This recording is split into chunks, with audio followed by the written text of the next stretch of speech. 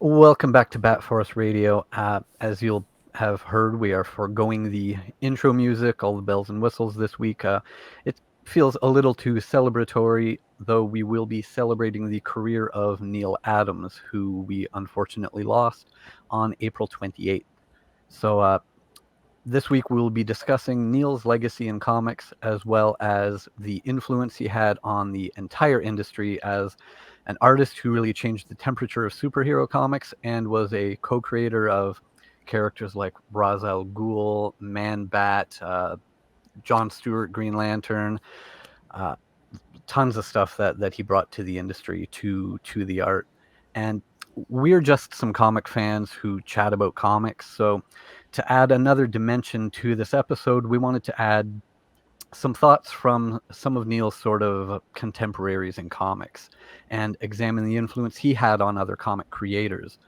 So we reached out to some of our comic friends, and throughout the episode, we will be including some voice recordings graciously provided to us by Jock, Lee Bermejo, Jason Fabok, Paul Pope, and Doug Mahnke.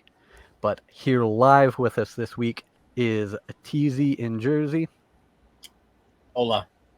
And Tom in California. Hello. And I'm Robin Cross in Canada. Now, yeah, guys, I think like we've all been reading comics long enough, and we've all been to enough cons. I know we've all had our experiences over the years, both reading Neal's work and I'm sure meeting him in person. Yeah, I mean, I think we mentioned it. I can't remember what episode it must. Oh yeah, with Clay McCormick, where it was probably like the day before we had him on. But something that I always remember, Neal Adams always had a massive table at every convention that I would go to. Just massive table, multiple tables, like the size of like a small regional con. Yeah, and just always had original art with him that he was selling. Always doing commissions. Just anytime you go to his, I remember like constantly going up to his table. He was never not drawing for the most part. Ever. The only times he wasn't drawing is when he was signing, when fans were coming through, or if he was talking to like somebody else or a creator.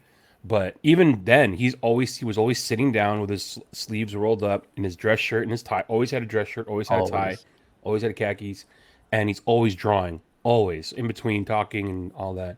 So that's what I remember. And like till the end, man, like I know his health was declining, and you could see that there was apparent signs that his health was declining, but even through that, he was still drawing, to the end, and he was a hustler. Like that's if like you asked me what's one word to describe him, he was a hustler. Like this guy just never was not working. He was always working and constantly just putting out work, and it's just nonstop. What Yeah, about you, TZ? I think when I think about Neal, to me, I'm like, man, Neal he's the guy that invented the comic book signature, right? Like he's one of the first guys that made a buck off of signing his name and having a table, and there would be no Comic-Con or no personal brand or no Image Comics where artists officially become their own brands if it wasn't for Neal Adams. He's the guy that started it. To me, that's what's always been ingrained in my head, and that's what makes him so special. He taught other people, and also he kind of, with his background, taught other artists to move on from that corporate lifestyle or from the main machine and represent yourself in your career where you can. And that's what makes him that pinnacle artist in time. There would be no other guys like Todd McFarlane or Jim Lee without Neal, or Frank Miller that's inspired by him. Like, to me, and I've heard a lot of people say it, but he's the father figure to all the guys that we look up to. Yeah, and that's I was thinking about that after Neal passed, because I'm working in a comic shop. I'm always seeing sort of that next generation come in. You're always seeing kids come in and getting their first comic.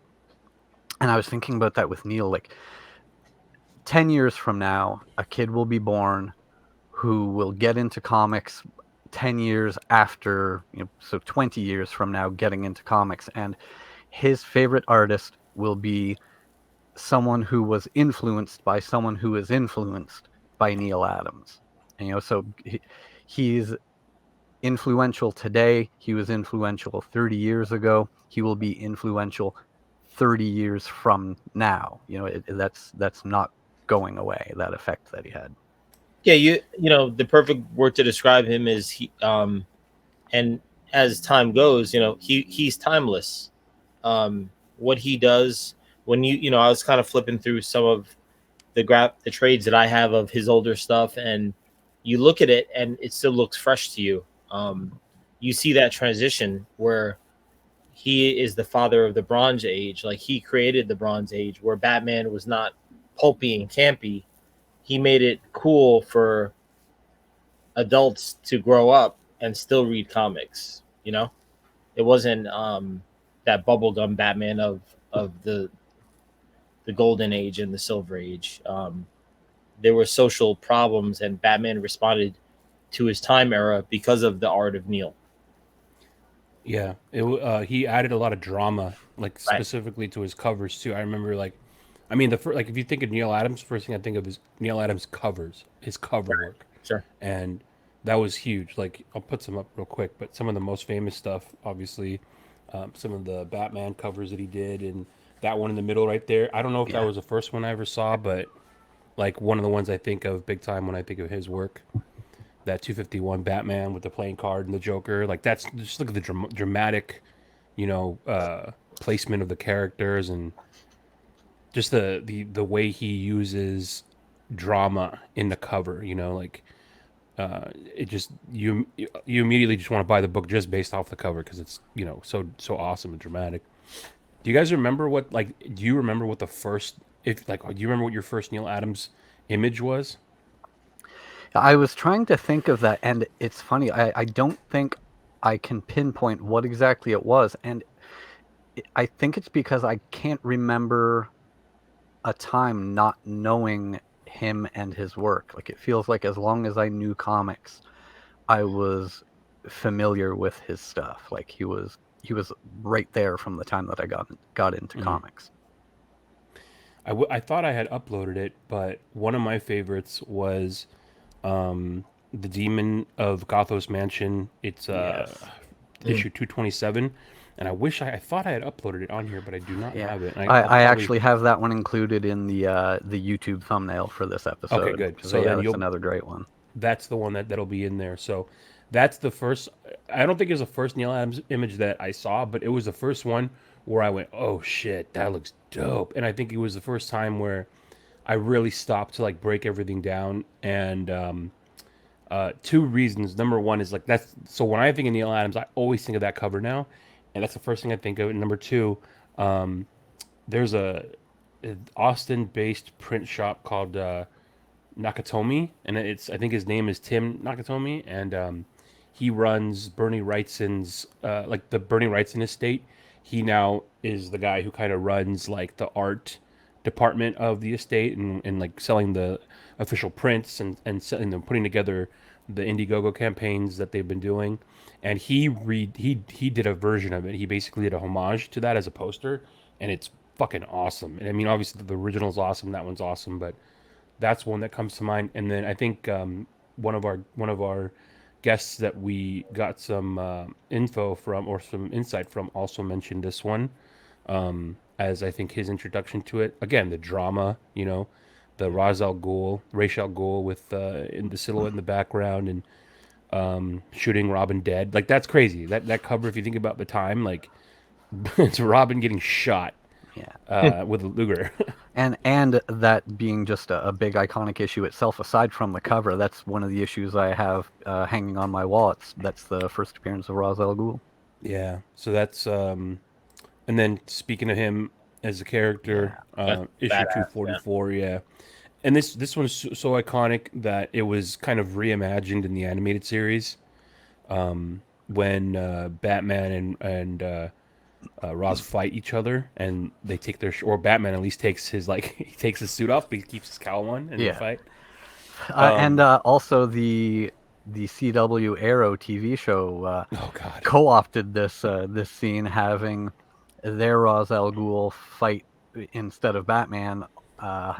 Oliver Queen had a sword fight with Ra's al Ghul on like a mountain instead of Yeah. in the desert. Another one is like the 3-point stance. This one isn't the actual image, but similar. That cover in the middle, the Batman, like the Batman Neal Adams run. Yeah. That's super iconic, and a lot of artists have kind of redone a version of it. More covers here of his work, and yeah, it's. I think as we listen, we'll hear some of the other guests talk about realism and how he like really made a realistic, grounded version of comic book characters, and it made me think.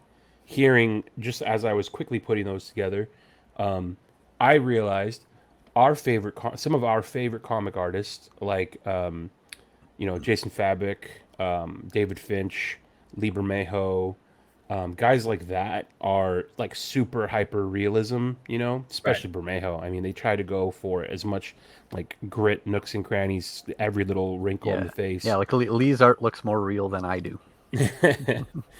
And and hearing these guys talk about it now is like, oh, that makes so much sense. Is what's awesome about us in our generation is that we get the guys who were kids who saw Neal Adams as they were kids, like little kids, and they were like, that's where they got started.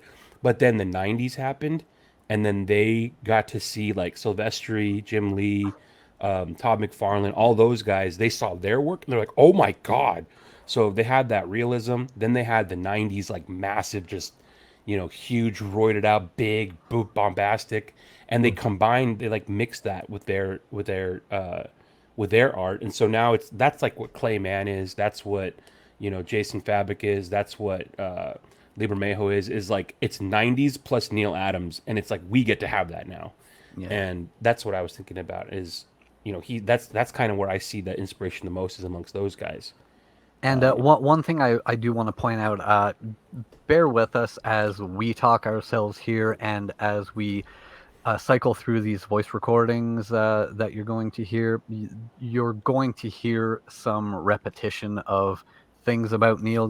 That's inevitable. Some of the things that we talk about, you'll hear the guys who sent us messages going over these same things as well. But we'll just have to. It's unavoidable. Well, let's have that prompt the discussion. You guys want to get into it? There you go. Yeah, I think we're going to hear from Doug Mahnke first, right? Yes, this is Doug Mahnke. I was 8 years old when I first encountered Neal Adams' work in Batman 232. I'd been enamored with everything Marvel for a couple of years, so this was a chance encounter with Neal's work and a DC comic, and it remained very memorable, even to this day. Even though I was so young, I had no problem recognizing his artistic as well as storytelling superiority. It's pretty obvious. Neal set the bar incredibly high for anyone who wanted to draw or create comics. And then he mentioned, I think he said 232, right? And that would be, I believe, this cover, is it not? Yeah, I think that's 232. Yeah. So again, that was the first thing that Doug Mahnke saw as a kid that he remembers as far as Neal Adams. So massive. And Doug, I mean, like, it's another version. Doug is a great example of someone who is like so inspired by Adams. You could see it really. So. And super accomplished himself too. Yeah, for sure. And let's. I think our next one did a good job of. He knew what people might say, so he kind of went a different route and gave an alternative kind of view on Neal. This is Lee. He did not intro himself, so this is Lee Bermejo. So I'm sure a lot of people will be talking about Neal's huge contribution to creators' rights and the things he did for us in terms of helping establish a royalty structure, and just getting creators to be recognized in various ways, more than they were in the past. That's obviously a huge deal, but I'll let people who are far more articulate than me talk about that. But I think that something that needs to really be remembered about Neal is the fact that before his work came along, at least in terms of superhero comics, realism had only been pushed so far. His work really at the time was considered to be a game changer in terms of the realism, and people in the past like Hal Foster and Frank Frazetta, they obviously had styles that were very realistic and beautiful, kind of illustrative styles that must have influenced Neal as well. But I think when Neal came onto the scene in terms of American superhero comics, he changed the face of what people were used to seeing, the level of artistry people were used to seeing.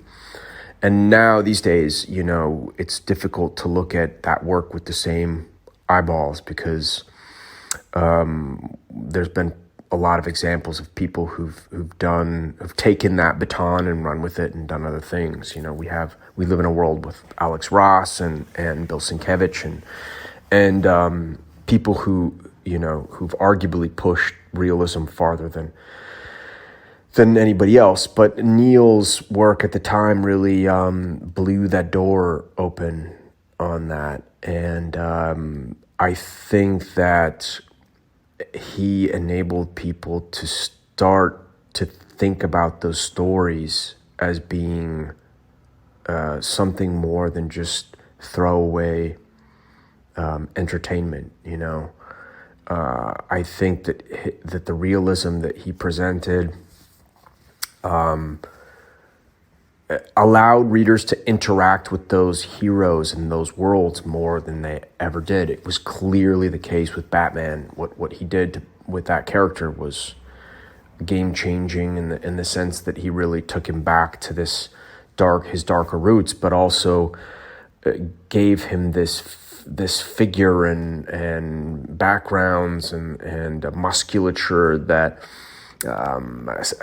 shadows and ambiance that enabled people to fall into those stories and really believe them. And so as a fan of realism in comics, I think we all owe Neal an incredible debt of gratitude for changing the face of American comic books.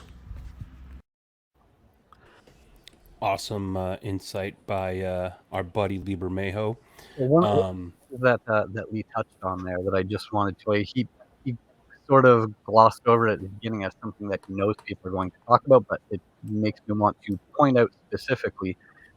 We talked about the influence that he had not only on the art but the industry, and especially if you're someone who has ever purchased original art pages from a comic book, you have Neal Adams to thank for that ability, that the artists now keep those pages that they hand in to the publishers and can resell those, because those all used to be kept by the publishers and then were eventually just destroyed.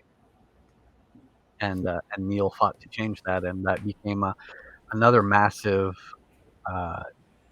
source of income and a way to make a living for these artists. Yeah. We had the doorman asleep at the job, and the velvet rope was closed, but we've opened it, and Gramps is not with us. Hey, Gramps. Hey, Dallas, guys. Texas. Gramps, you had been hearing a little bit backstage, but what do you recall either being like your first image of Neal Adams or impression? Like, what was the first thing that you remember about him? Well, the thing that's struck out with his artwork for me is that, just like what Bermejo said, he took Batman back to being a creature of the night and almost you know, almost this frightening image, you know, that he always should have been, and even was back, you know, during the you know, golden era. But you know, Neal brought a presence to his Batman that, I mean, you couldn't take your eyes off of him. You know, not just the I guess they keep saying realism, but basically the anatomically correct proportions made you believe, oh, a real person could be Batman, you know. And just the way that, you know, he made him move and spring into action and fight the villains, and his expressions on his face, you know, that's always what struck out to me. And those covers, like you guys were showing, I mean, my gosh. I think one of his also most iconic covers, and you guys may have shown it, sorry for popping on late, was it the one with Batman's almost kind of like a ghostly shadow in the back, and then you have the castle in the foreground? Yeah. Is it it's gonna be the thumbnail. Is it the Mad Monk?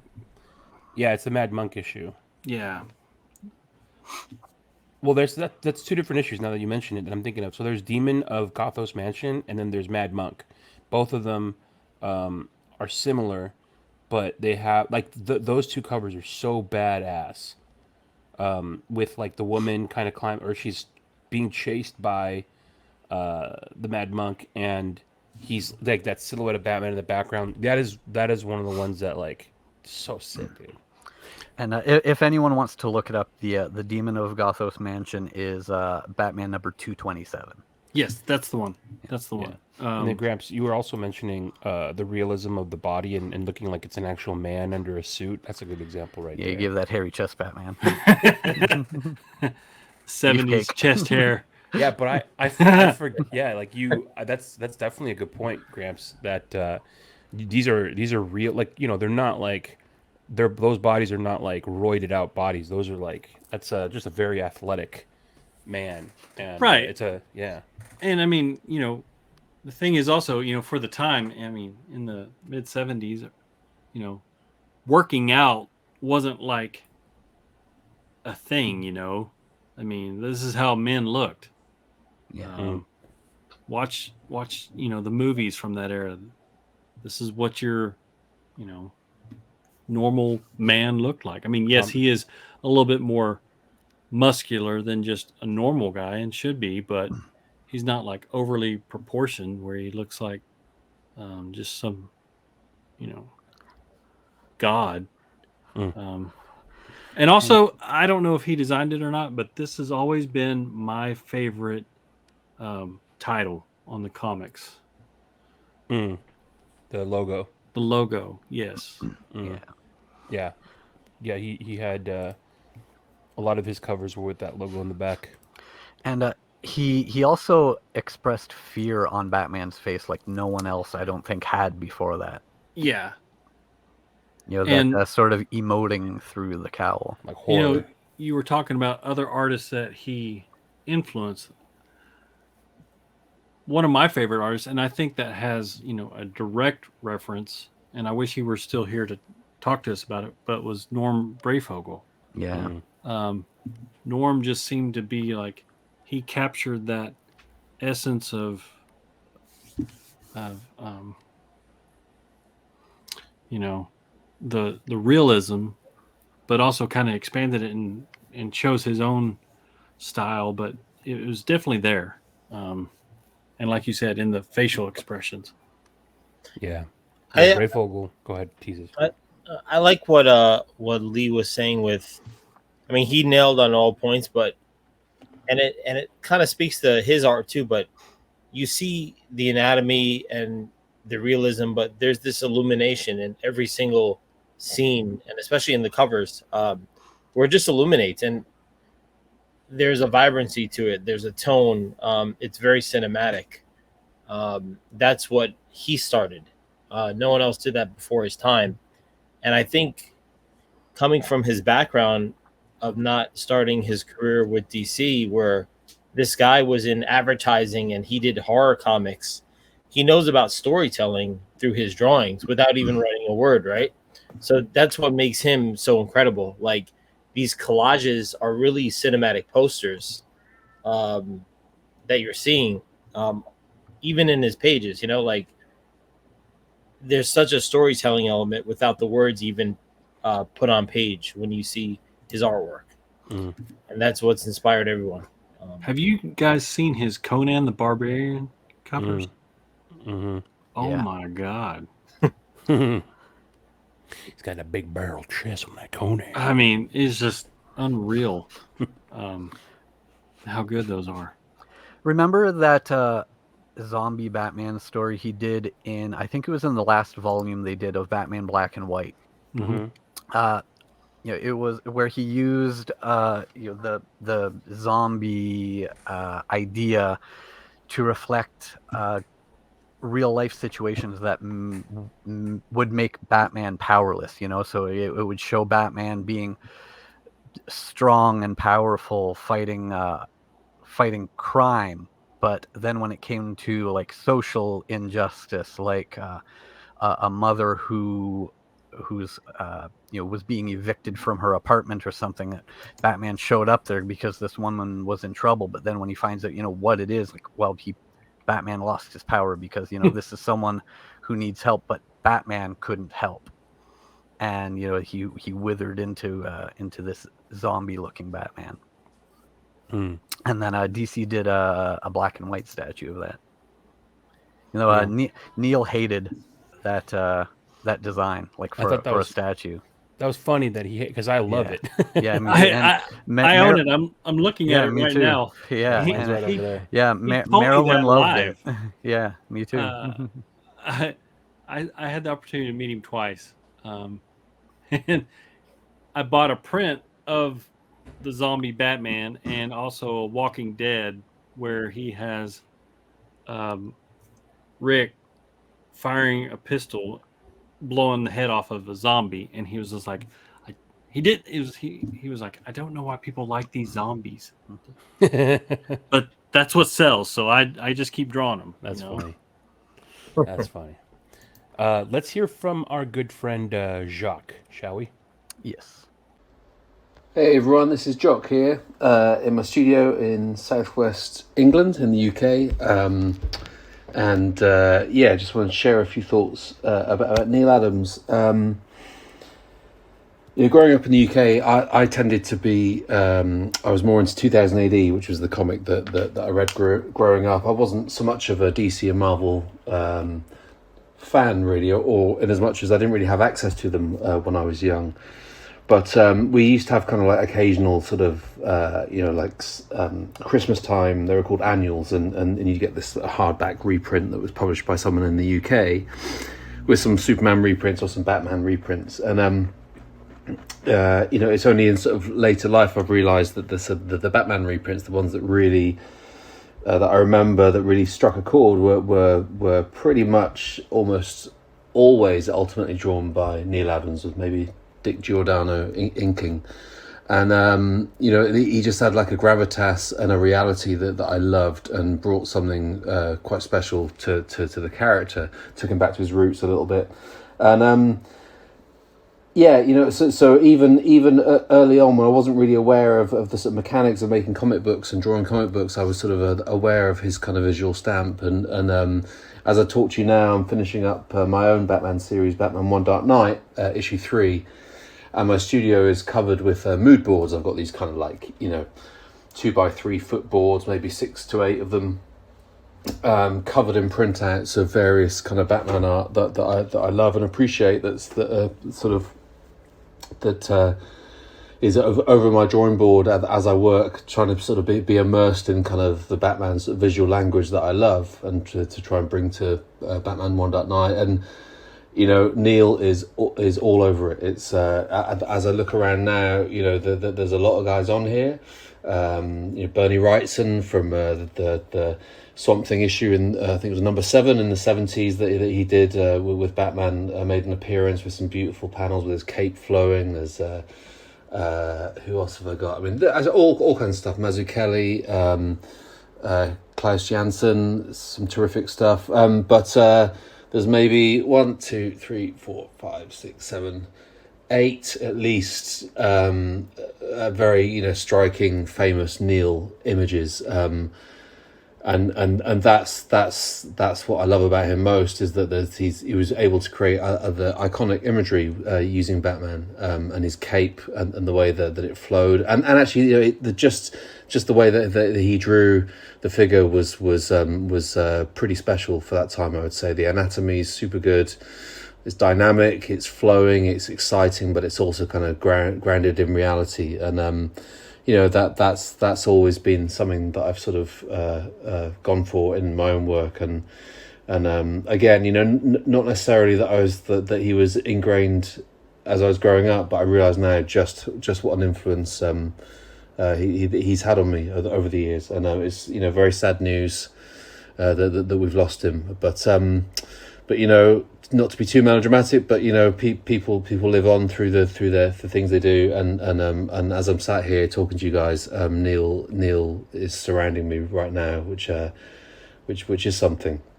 All right, so all the best to you all, and I hope to see you all soon. Cheers. I love that story. Like, it's just the different ways that you can see Neal was influencing people, and in a case like Jock's, you knew that it wasn't the name Neal Adams. It wasn't someone saying, "Oh yeah, Neal Adams. Yeah, I've heard that name. So yeah. I like that, someone who lived in a different part of the world, who didn't have regular monthly access to the issues that Neal was doing, but when he got the chance to get those collected editions later on in life, he realized that was whose art was speaking to him. Yeah, he mentioned again the realism, the anatomy, the bodies, and that's like totally a visual thing that came across for him, and the flowing dynamic. We were talking about the zombie statue. I grabbed mine real quick. Here's Nice. here's the Neal Adams black and white that he hated, that I love. It's so badass. But maybe it's because he didn't like how it's the traditional Neal Adams anatomy, because he's all a withered zombie. Yeah. He just, from talking to him, he just felt that they were gross. Yeah. And I remember that print that he was selling, he didn't want to do a print of it, but Marilyn told him to, because it was something that she knew people were going to want. Right. And one year, you guys will remember some of this. I was chatting with Neal one year at a con. I think it was the last time I saw him right before the pandemic. And we talked about Neal coming on the podcast, and it almost happened. I remember messaging you guys after I spoke with him, because he said he wanted to do it, and we were going to do it the next evening. So like, I still would have been in whatever city the con was at, so I would have been doing it from a hotel room again. So we exchanged information. They gave me phone numbers and all this stuff to set this up. We were going to do it the very next evening, and then the next morning, I was still in the hotel room getting dressed to go to the con for that day, and my phone rings, and I see it says Marilyn Adams on the phone. Well, for one, this is crazy. Neal Adams' wife is just calling my phone here. But the call was to explain that they realized that morning that they were no longer going to be in town by evening, because they were flying out late afternoon to be back in New York the next morning. So we made plans to reschedule, and unfortunately we just never got around to doing that reschedule, and that's something that I will always regret. Hey man, but at least you called your phone. That's pretty crazy. I got that. Just having that story is awesome. Let's hear from our friend Jason Fabbach. This is Jason Fabbach, and here are my thoughts about the passing of Neal Adams. So there's been a lot of great things said about Neal Adams over the past week or so since his passing. We know that he was a legendary artist. We know that he's one of the best comic book artists of all time. You know, he fought for creator rights. He did some wonderful work on many different books, both DC and Marvel. He was a bit of a tough guy, but also a gentleman. And I think that one thing that he really did well was he always strove for excellence in his work. And you can see that even in the stuff that he was publishing, even just recently, a couple of years back, you know, his work, he put his heart and his soul into every panel that he drew. And, you know, he really wanted his books and the things that he worked on to be of excellent quality. And I think that that's something that all comic book artists and writers should strive to do, is always to be excellent in everything that they do. Neal was before my time, really. I didn't start reading comics till I was a teenager, and this would have been in the late 90s, early 2000s. So his work had already been out for a while. You know, I was into Jim Lee and some of the Image Comics guys. But it's interesting that Neal Adams, his artwork, even though I wasn't reading it, I knew of his artwork. So when you see these classic images of his, it's like, oh yeah, I've seen that before, you know, because it's just iconic artwork that's been used in many different things over the years. And looking back on his work, it's very dynamic. It does have that mix of like a realism, but also has a fantastical cartoony element to it as well that you need in comic books. So he mixed these two sort of styles together. And his Batman is excellent. It's very iconic. It's the Batman that most people, I think about in their heads when they think about what Batman should look like. He had many different great covers over the years that he's drawn with the character. I think that you know, he inspired an entire generation of comic book artists who were kids reading comics in the 70s as young kids. And then those artists then were the ones who really came to fame in the 80s and into the 90s. And I think every comic book artist can really appreciate the things that he's done for the art form, and pushing forward the art form. And I'm sure we all have Neal Adams stories as well. My Neal Adams story was I was very young in the industry, and I remember sitting in the hotel at Fan Expo Toronto with Larry Gannam and David Finch and a couple other artists, and we were just waiting to go to dinner, and Neal Adams walked in the lobby. I think he was just coming back from the convention, and everybody just jumped up, and they, everybody wanted to go shake his hand, and I just couldn't do it. I just couldn't do it because I just felt like he was larger than life. Like it's a legend. I didn't feel worthy to go talk to him, right? I mean, who am I? Kind of thinking. That's what I was thinking in my head. And Larry Gannon was like, you should go meet him. He's really nice, And then, a couple years later, I saw him at a convention, and I decided to go up and just say hi. And I wanted to buy a print and get something signed from him. And so that's what I did. And I just had a great conversation with him. And he was showing me some stuff from, I think his Batman Odyssey book. I believe that's what it's called. And he was showing me stuff like that and kind of talking about his workflow and kind of talking about what his ideas were with the book. And it was just a really great conversation. And just looking at his work, seeing his sketches up close and whatnot is just excellent. And it's great work. So that was my Neal Adams story. I enjoyed being able to meet him. There's some artists like Bernie Wrights, and I missed my chance to meet him. And I look back on that and kind of, it's kind of sad that I didn't get to meet, guys like Bernie Wrightson or even Stan Lee. I never met him, but I got to meet Neal Adams, and that was pretty cool. And I would always kind of say hi to him if I was at a con or after that, or just, even just stop by or wave or smile, But yeah, it's sad that we see some of our heroes in the comic book industry getting old and pass away. But their work lives on in the comics, and I think the Neal Adams stuff is great Batman work, and it's something that you can give to a young reader or a kid who's interested in Batman and be like, hey, check this out. I think you'll really like this. And when I was working on Three Jokers, I went through and I read quite a few Neal Adams stories involving the Joker, just because I wanted to get a bit of a feel for that as well. And so yeah, it's sad that he's passed away, and my heart goes out to his family.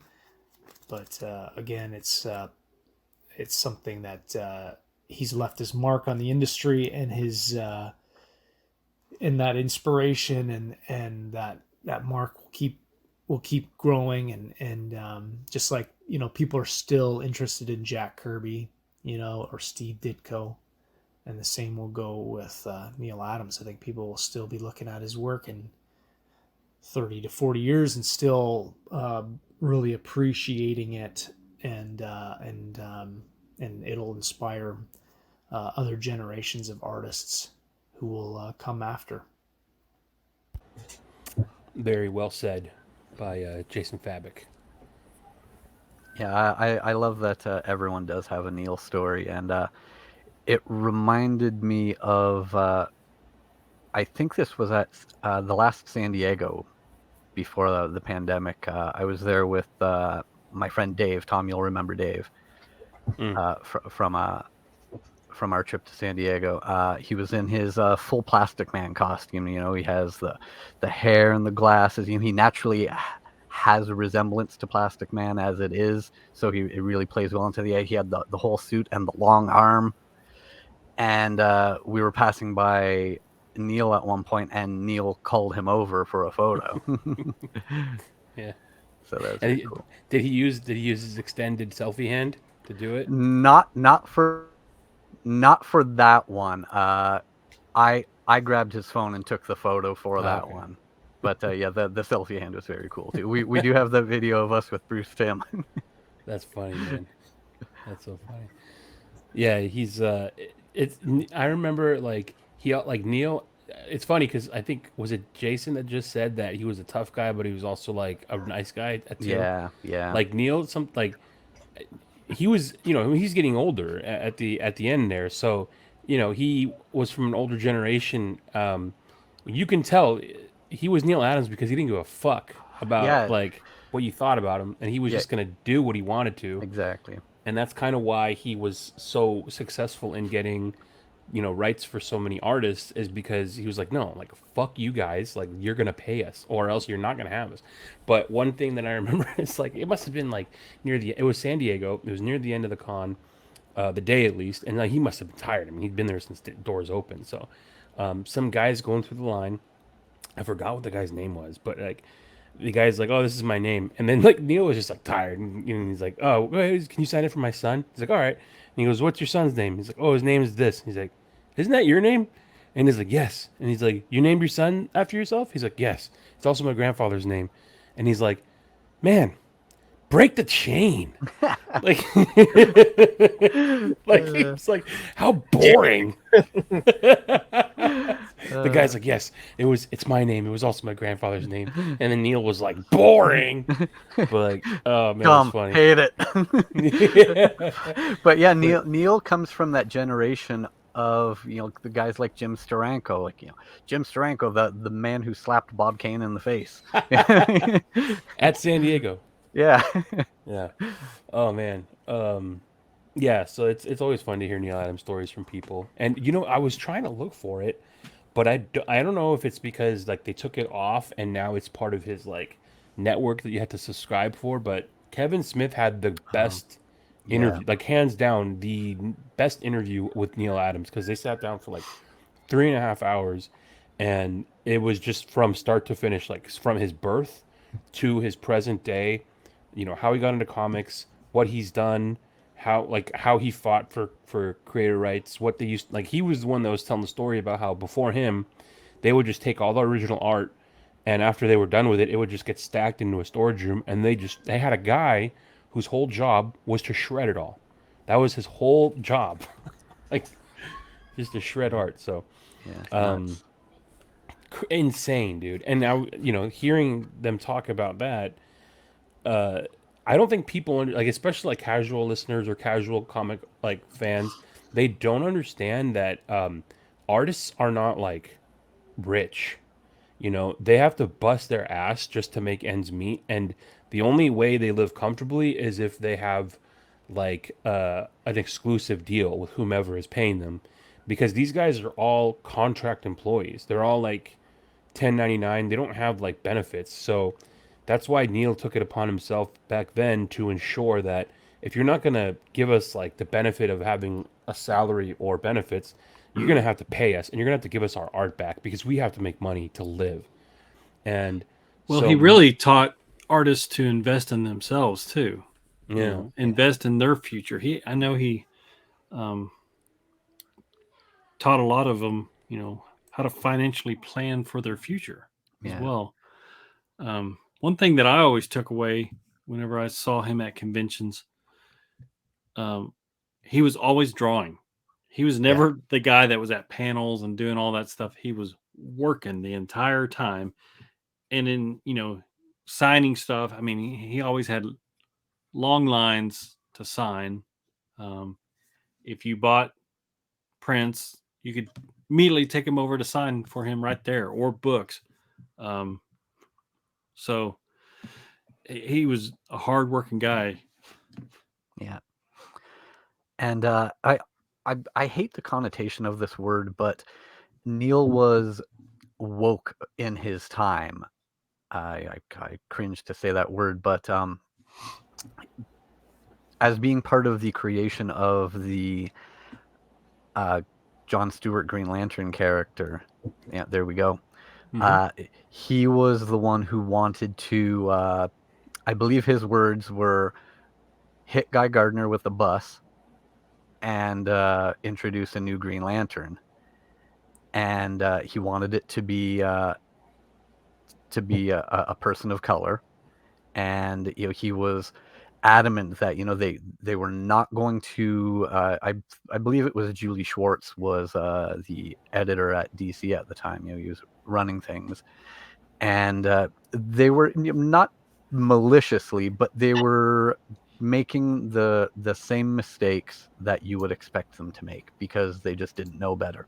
And Neal was adamant about the things like, no, I don't want him to be some gangbanger or an ex-convict or anything like that. He needs to be a functioning member of society that people can relate to. And that was what led to John Stewart's character being like a college graduate and an architect, and a successful professional. And when it came to the name, he was going to yell at Denny O'Neil for what he named him when he read the first script, and Denny was like, "No, that wasn't me. That's Julie's name. Go talk to him." So he goes and yells at Julie, because they were originally naming the character Lincoln Washington. And Neal went into Julie Schwartz's office and said, "No, you're not giving him a slave name. That's a slave name. Give him a proper name." And Julie's like, "Oh, well, then call him whatever you want." And he ended up coming up with John Stewart, sort of just off the top of his head. And as Neal would point out, that how would he have known that John Stewart would become later a late night comedian? But he was in his time fighting against all of the mistakes that you would expect a publisher to make when attempting to create a character that was a person of color.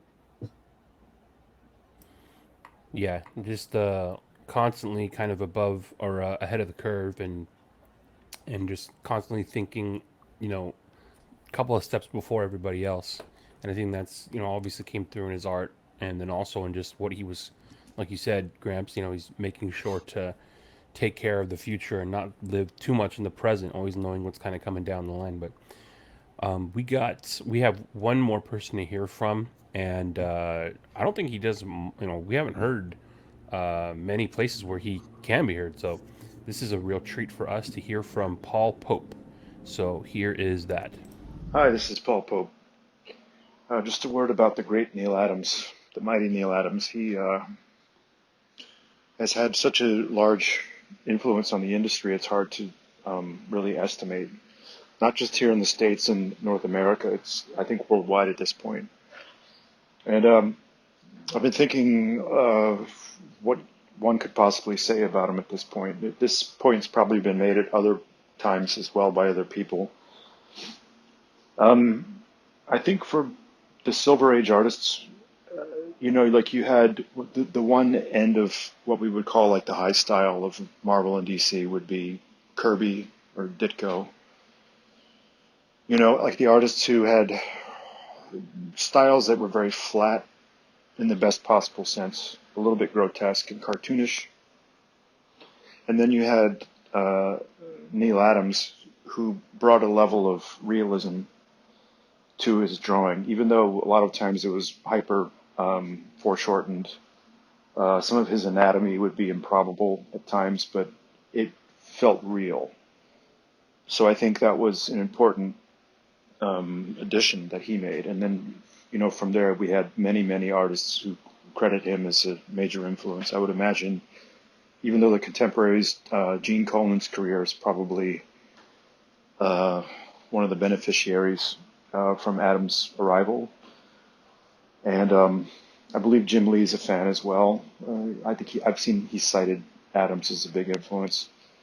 And obviously before Adams, we had people like Hal Foster, Alex Raymond, artists that might have been more from a school of realism than what we think of as a lot of the cartoonists, like whether it's Bob Kane or Bill Finger, Jesse Marsh, Alex Toth, my hero, who worked in more of a reduced cartoon style.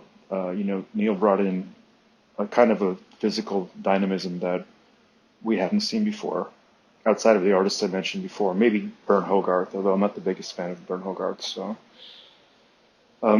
personally, I only met Neal, I think, twice. We never really spent that much time together, but always very friendly guy, very positive. And all the people I know who have known him have had good things to say. And, my good friend Frank Miller considers Neal a kind of a surrogate father. And he's been a huge impact on Frank's life. So I think the best thing we can say about an artist who had as good and as long of a run as Neal is that, he did great and he left an impact. And that's something I think we all hope for at some point, and eventually become educators and, employers for other artists. So, but looking back on me personally, I think obviously I grew up, looking at Neal Adams' Silver Age stuff. I got a stack of comics from my uncle, which had a lot of, the Batman Robin comics, the Man-Bat cycle, Ra's al Ghul, all that stuff on Batman. I used to wear a T-shirt that was designed by Neal when I was a kid, the Batman T-shirt. But I think for me, really, like when I really emerged as a comic book fan, when I was, I don't know, maybe 11 or 12, when the direct market first started up, is when he was doing continuity comics.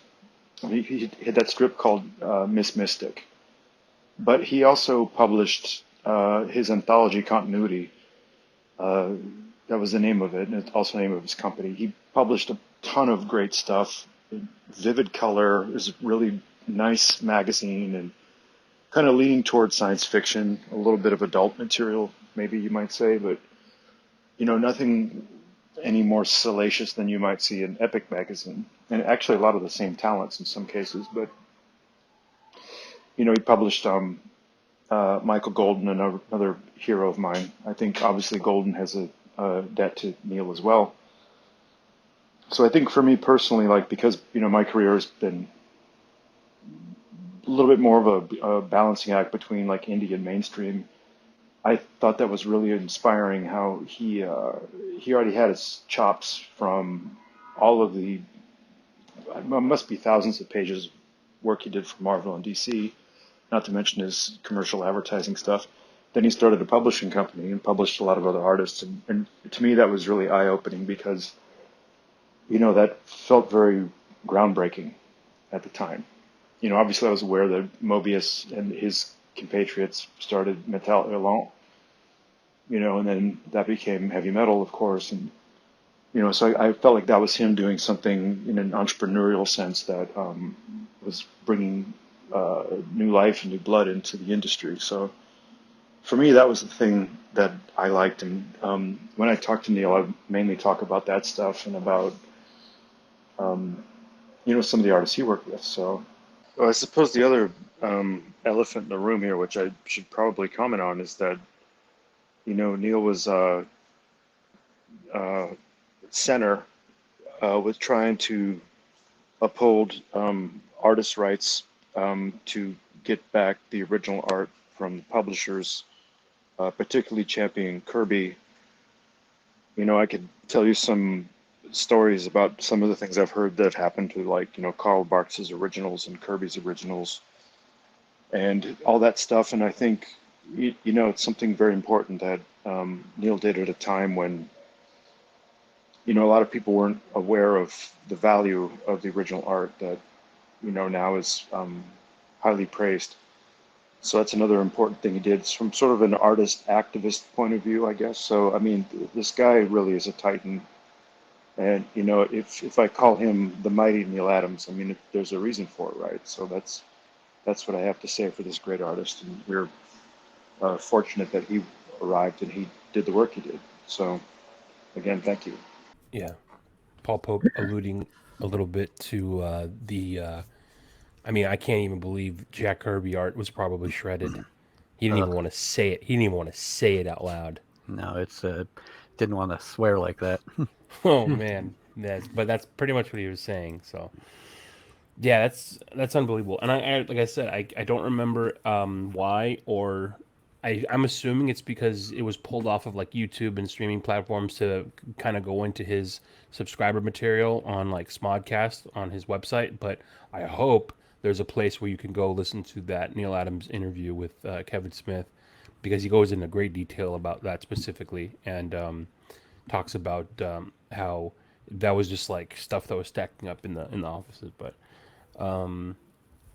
yeah.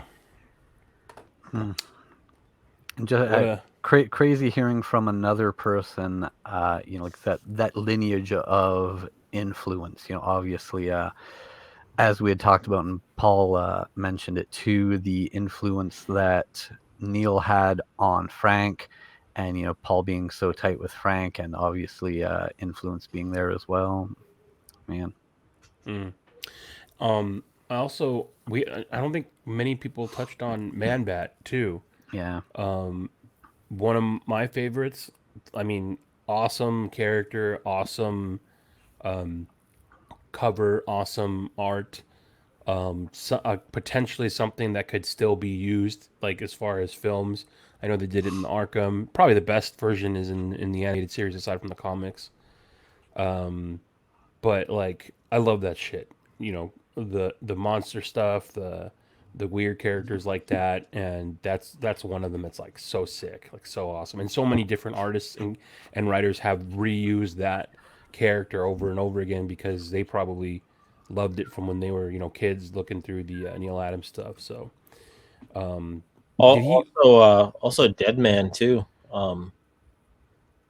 Yeah, he did some great Dead Man work. Yeah. Dead Man, Brave and the Bold with Dead Man. Who? Oh God, I'm trying to remember. No, it's a different thing. But yeah, man, like it's pretty nuts. Like I'm trying to think about what is the equivalent of someone of his caliber in his specific industry in a different industry. I mean, like if you look at Marvel, there's Jim Lee, and then Jack Kirby kind of obviously is like he's got his foot in both, in both pools there. But like Neal Adams did so much at DC that it's kind of hard to look and see if there's another Titan that equates to his level of influence. And yeah, it's just like it's crazy to think that he is no longer here because he was such a huge, like, impactful individual while he was here.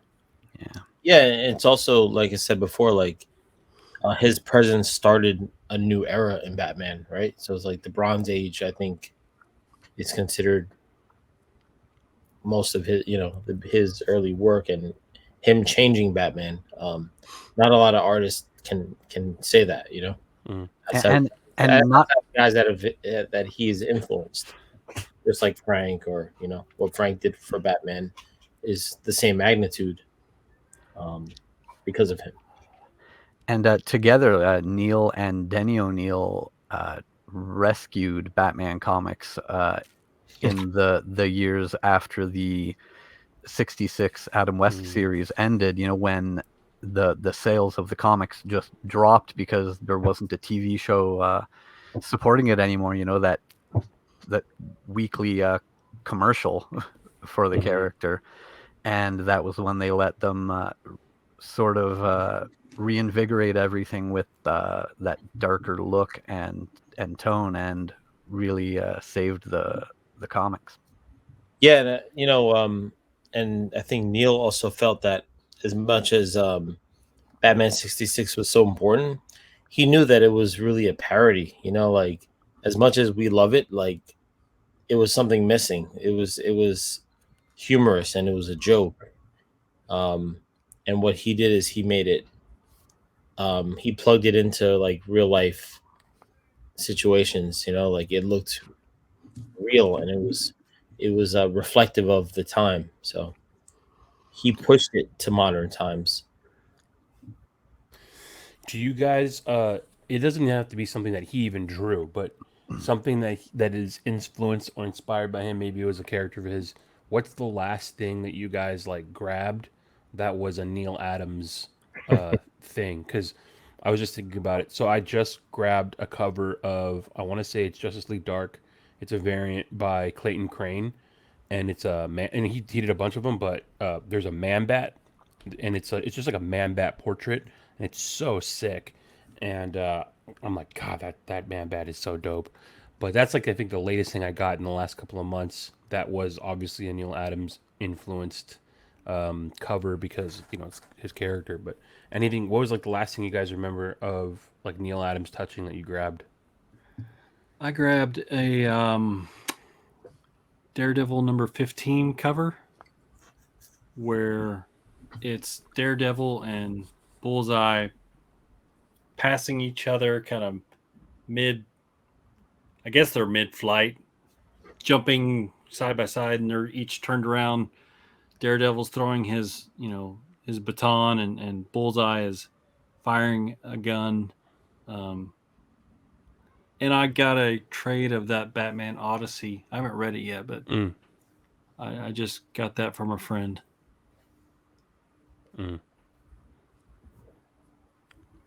Teases, what's the most recent thing that you can think of that was a Neal Adams inspired grab?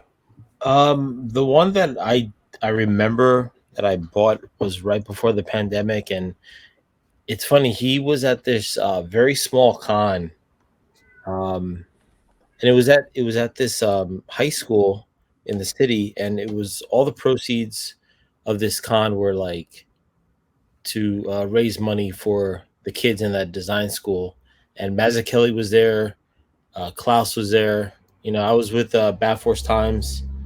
That was literally, and we always talk about the show because this was literally like a week before COVID went down. And Neil was there, and I walked past him, and everyone said hi, but it's funny, like I had this comic, and it was something that was unique to me, and it was recent, but I always said, oh man, my last stop was to try to get that sign from him, and we were running out of time, and I never did it. And that comic book is always burnt in my head. And it was actually it was an All-Star Batman number 1 that he did. And what I really loved about it was it had Two-Face on the cover, And I just Googled it now because I just wanted to like get a visual for it because it's in my box. But yeah, it's like Batman's giving a haymaker to Two-Face, and he looks like he has kind of a chef's hat and like a knife in his hand. But to me, I'm like, I'll never forget that cover because I had it with me and I wanted to get it signed and we ran out of time. And I'm like, man, it feels like a lot of regret, but you know, that's what it is. But that was such a crazy show because Mazzucchelli was there, Klaus was there, and it was literally talks of COVID were happening, and a week and a half later, everything shut down. So that moment is just like always in my head. Yeah. Robin, what about you? What was your last memory deal? Grabbing something or something inspired by him? Last thing I grabbed was actually a nice copy of Detective 402, which is, I think it's the second appearance. It's not the first Man Bat, that's 400, but 402, I think is the second appearance, and just a really good classic Neal cover. Yeah, it's crazy, man. I mean, I think that's good. I think we could leave it right there. I mean, we heard from some amazing artists who, you know, they've obviously been heavily inspired and made it their life's work once they saw what kind of Neal did. So, and a huge thanks to all of those guys. Thank you, Jock, Lee, Jason, Doug, and Paul for really going out of your way, putting up with me, demanding this time of you. Especially Paul had to jump through some hoops I really appreciate that. So thank you so much, guys. Yeah, we'll leave it there. And most of all, thank you to Neal. The world, you know, especially for your family, isn't going to be the same. Cons aren't going to be the same, but comics are going to always keep a part of what you brought to them. So thank you for that. Yeah, he definitely left a legacy of excellence, you know, not just for the art, but also for his efforts in helping the artist. definitely. All right, guys. Have a good one. Later.